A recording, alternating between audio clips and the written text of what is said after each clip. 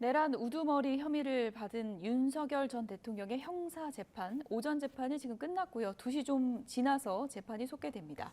헌법재판소가 윤 전 대통령에 대해 파면 선고를 한 지 열흘 만인데요. 재판 쟁점 등에 대해서 김광삼 변호사와 함께 얘기 나눠보겠습니다. 어서 오세요. 네, 안녕하세요.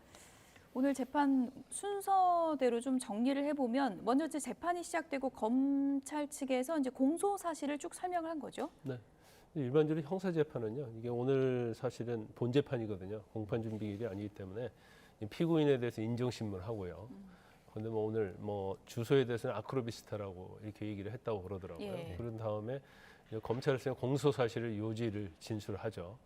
거기에 대해서 어느 정도 범행을 인정하느냐 부인하느냐 이제 그런 부분을 하는데 오늘 공소시효 자체가 굉장히 엄청나게 장수도 많아요. 그러면 지금 검찰은 이제 내란죄로 기소를 했기 때문에 모의부터 시작해가지고 이제 어떻게 계엄이 끝났는지 이제 거기까지 다 설명 범죄 사실이 있기 때문에 그걸 하려고 하면 이제 PPT 자료로 해가지고 이걸 전부 다 이제 설명을 한 걸로 보입니다. 그래서 보통은 PPT 띄우는 경우가 많습니까? 거의 없죠. 거의 없습니까? 아주 뭐 중요한 사건인데 좀 큰 사건. 예.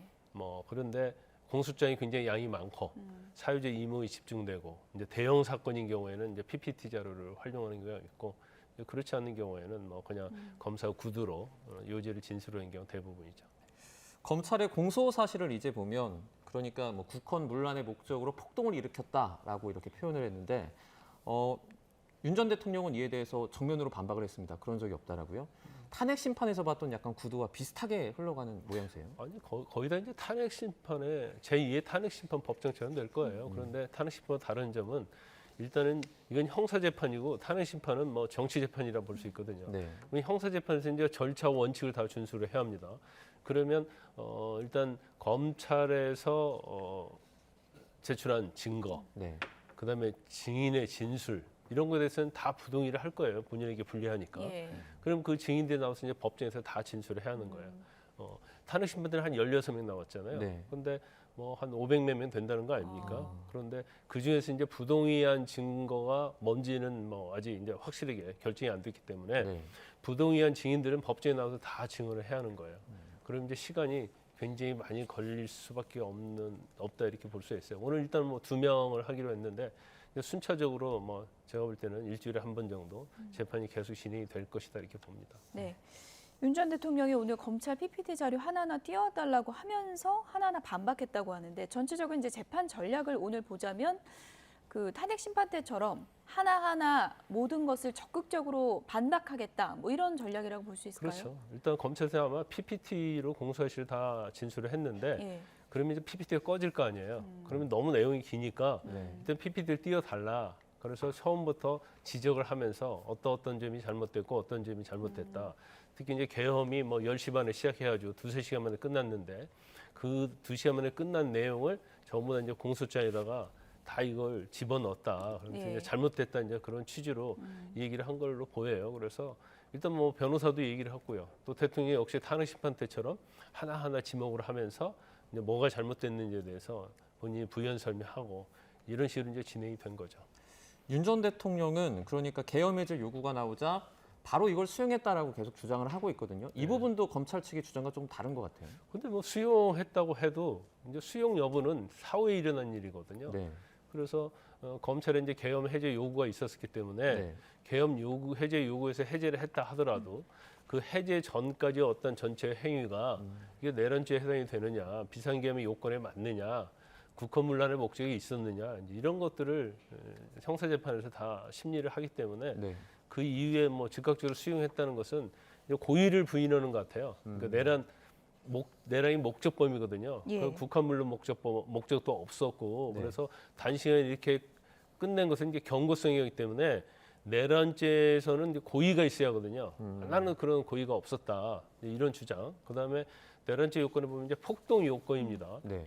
근데 이제 폭동 자체를 어느 정도의 범위에 이렇게 보느냐에 따라 달라질 수 있거든요. 예. 그래서 이제 그런 부분, 법률죄인 거, 사실죄인 거 주장할 수 있는 모든 것들을 이제 주장하고 있다 이렇게 볼 수 있어요. 예, 뭐 실탄 없이 군이 투입됐다 이런 사실도 이제 주장을 한 것으로 알려져 있는데 어떻습니까? 지금 형사 재판에서는 헌재에서의 그런 판단, 그런 부분을 백지화한 상태에서 처음부터 보는 건가요? 아니면 그 헌재에서 판결한 내용을 뭐 가져와서 도입을 하는 건가? 어떻게 봐요? 원칙적으로 이제 백지화된 상태에서 볼 수가 있죠. 예. 그렇지만 이제 헌재의 재판 가지고 우리가 이제 형사 재판을 유추해 볼 수 있는 거죠. 네. 그러면 이제 아무리 헌재가 어떤 증거 검찰 조서랄지 이런 것에 대해서 완화된 걸 적용한다 하더라도 예. 이제 전체적으로 보면 뭐 헌법과 법률 위반의 결정을 내렸고 뭐 내란죄라고는 하지 않았지만 예. 헌법과 법률 위반이 냈는데 그 안에서 뭐 개헌군이 다 진입을 했고 그러면 내란죄로 얘기는 안 했어도 이제 헌법재판소에서는 거의 내란죄라고 사실은 예. 규명을 한거나 규정을 예. 한거나 좀 비슷하거든요. 예. 그렇기 때문에 이거 자체가 뭐 증거조사 절차 이런 거 틀린다 하더라도 사실은 윤 전 대통령 입장에 보면 엄청나게 이제 불리한 상황이다 이렇게 볼 수가 있어요. 윤 전 대통령은 그러니까 뭐 유혈 사태 없었다, 그러니까 폭동 사태가 없었다라고 주장을 하고 있고 이와 다르게 검찰은 뭐 폭동성이 좀 강하게 발현된 지역이 있었다, 선거연수원이라든지 아니면 여론조사 그 기관 이렇게 뭐 언급을 하고 있는데 이 부분도 좀 의견이 상충되는 것 같아요. 우리가 이제 폭동이라는 것은 어떤 지역에서 국지적으로 아니면 전체적으로 네. 어떤 소요랄지 반란이랄지 이제 그런 걸 의미하는데 그게 아니고 예를 들어 뭐 체포를 한다랄지 아니면 어느 기관을 장악한다랄지 이제 그런 것도 사실은 넓은 의미에서 폭동이라고 볼 수 있거든요. 네. 그래서 아마 그런 부분까지 지금 재판부에서 보고 그런 부분도 당연히 폭동이 인정된다고 한다면 이제 내란죄가 성립한다고 법원에서는 판단할 가능성이 크고요. 그렇지 않고 이건 내란죄에서 구속 요건에 해당하는 이제 폭동이라고 볼 수 없다고 한다면 뭐 무죄나 뭐 그런 경우도 나올 수 있겠죠. 예. 윤 전 대통령이 뭐 이런 표현을 했습니다. 내란몰이 과정에서 겁을 먹은 사람들이 수사기관의 그 유도하에 진술을 한 것이다. 이렇게 또 주장을 했는데 이런 부분은 뭐 관련 진술들의 뭐 증거 효력을 좀 무너뜨리기 위한 그런 시도라고 볼 수 있겠죠. 그렇죠. 이제 예. 실질적으로 이제 그 내란의 수뇌부 중요 임무 종사자죠. 임무 종사자 할 수 있는 김용현이랄지 여인형 방첩사령관 곽종군 뭐 홍장원 뭐 이런 사람의 진술이 사실은 윤 전 대통령이 굉장히 불리하게 지금 미치고 있잖아요. 네. 근데 그런 진술들이 지금 검찰에서 조사한 내용이 다 들어있단 말이에요. 그러면 이 내용 자체는 윤 전 대통령이 굉장히 결정적으로 불리한 영향을 미치는데 이제 헌재에 나와서는 사실은 진술을 거의 안 했죠. 나는 형사재판을 받고 있기 때문에 여기서 진술을 할 수 없다 그렇게 예. 얘기를 했기 때문에 그렇지만 형사재판도 나와서 그럴 가능성이 커요. 그러면 검찰 조서에 대해서는 사실은 부동의를 하게 되면 예. 이걸 형사재판에는 증거를 쓸 수 없어요. 그렇군요. 그렇지만 헌재에서는 증거를 썼죠. 네. 이런 차이가 좀 있는 거예요. 그래서 이 관련된 그 수뇌부들이 나와서 이제 어떤 진술을 하느냐 이런 것이 굉장히 좀 중요하다고 볼 수 있고 예. 이제 그렇지만 그거 이외에도 뭐 CCTV랄지 아니면 지금 뭐 예를 들어 조성현 단장이랄지 이런 사람들은 윤 대통령에게 불리한 진술을 하고 있거든요. 네. 그러니까 수뇌부 말고 윤 전 대통령의 설사 굉장히 호의적인 증언을 한다 하더라도 그거 이외에 또 다른 증거들이 있거든요. 그러면 재판부에서 이제 직접 간접 증거들 다 취합을 해서 그 정도의 증거만 가지고도 내란죄 인정할 수 있느냐 없느냐 이제 이 여부를 이제 판단하게 될 겁니다. 네.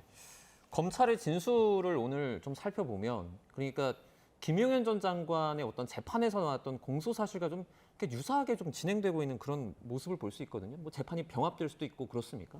병합하게 될 거예요. 왜냐하면 이건 뭐 내란이 아니냐에 대한 큰 테두리 안에서 범죄 사실이 있잖아요. 네. 거기에 지금 공소사실은 윤 전 대통령이 지금 우두머리로 돼 있는 거고 그리고 나머지는 뭐 주요 임무 종사자 아니면 부하 수행자잖아요. 그러니까 범죄 사실 자체는 똑같은 거죠. 네. 단지 거기에서 어떤 역할을 했느냐 이제 그것만 있는 거기 때문에 사실 나누어서 재판을 하다 보면 뭐 A라는 사람에게 재판을 했는데 거기에 나왔던 증인이 또 B라는 또 피고인 재판에 또 나와야 하고 C라는 피고인 재판에 또 나와야 하거든요. 그래서 사실 이것은 어떤 그 재판의 효율성이랄지 신속성 이런 거에 반하는 거거든요. 네. 그래서 당연히 이제 공범 관계로 되어 있기 때문에 이 사건 자체는 이제 병합을 해서 같이 재판을 받는 게 타당하고 아마 재판부도 병합을 할 것이라고 아마 의견을 전에 밝힌 것으로 제 기억이 납니다. 네. 예.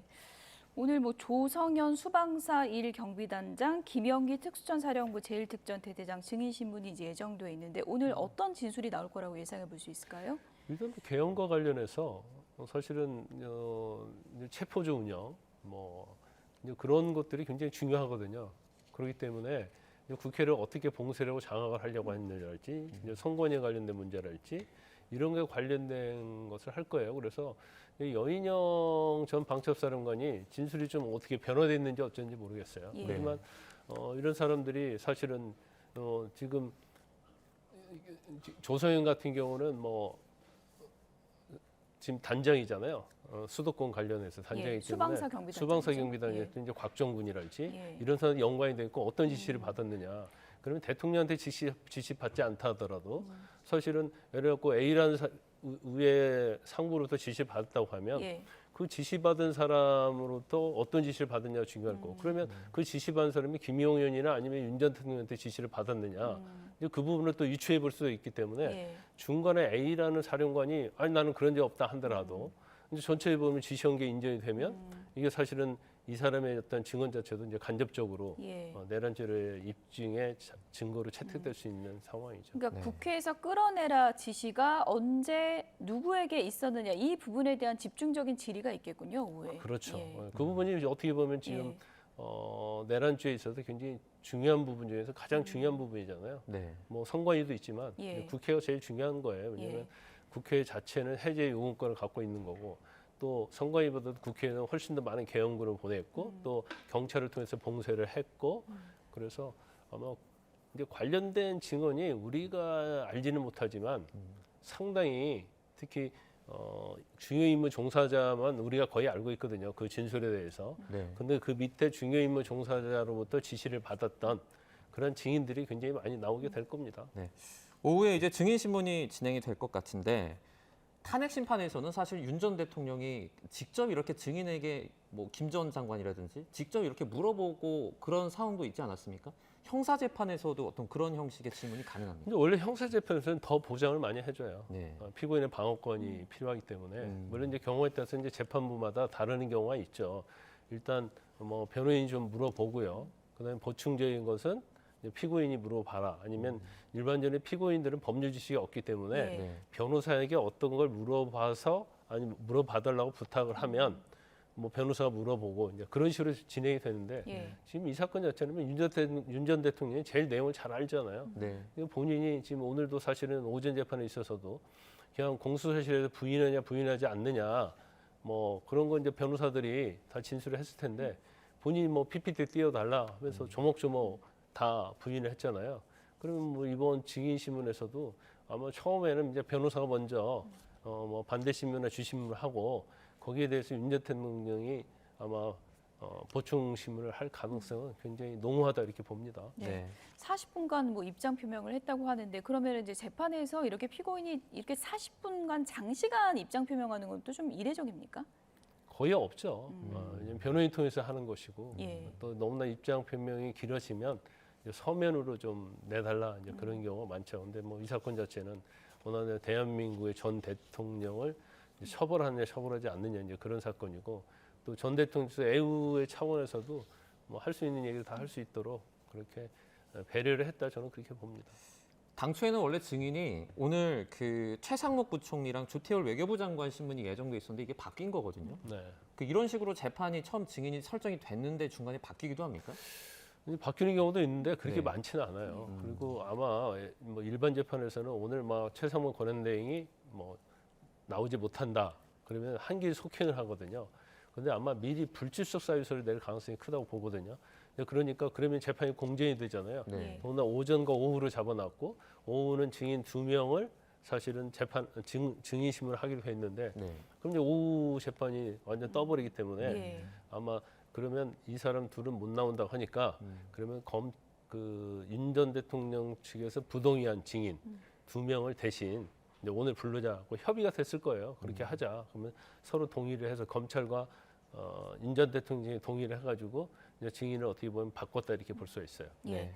끝으로 이 질문을 좀 드리고 마무리를 하겠습니다. 지금 뭐 지하 주차장으로 이동하고 그리고 재판정 모습이 공개 안 되는 것을 놓고 좀 특혜 논란도 일고 있잖아요. 어떻게 보십니까? 일단 이제 박근혜 전 대통령, 이명박 전 대통령은 뭐 그 당시 형사 재판 촬영이 됐죠. 그런데 이제 모르겠어요. 이제 그 재판부에서 앞으로 촬영을 허가하지 않겠다가 아니고 네. 지금 나온 이야기는 이제 언론사에 두 곳에서 촬영하겠다고 신청을 했는데 예. 이게 너무 임박해가지고 이걸 하기가 어려워서 그렇다. 그래서 다음에 추가 신청하면 예. 그때 이제 검토해보겠다 이렇게 했거든요. 그래서 사실은 전에 이명박 전 대통령하고 박근혜 전 대통령 공개를 안 했으면 예. 이런 논란이 없을 텐데 예. 그 당시에는 공개를 하고 이번에 안 하니까 이것은 특혜 아니냐 이제 그런 논란이 있을 수 있는데 무슨 구체적인 규칙이 따로 있는 건 아닙니까? 그건 재판부의 재량이에요. 재량입니까? 그래서 예. 아마 뭐 재판부 입장에서는 너무 이 사건 자체가 좌우 대립이 심하잖아요. 이념적으로 나눠져 있고 극단적으로. 그래서 이걸 허가를 하면 또 불상사가 일어날 수도 있고 여러 가지 혼란을 초래할 수 있기 때문에 뭐 허가를 하지 않은 걸로 보이는데 또 거기에 대한 또 비판이나 이제 반발이 있을 수 있기 때문에 예. 이제 추후에는 또 허가할 가능성도 여지가 있다 이렇게 봅니다. 네. 윤 전 대통령 형사재판 첫날이었는데요. 관련 내용 김광삼 변호사와 자세하게 짚어봤습니다. 고맙습니다. 맞습니다.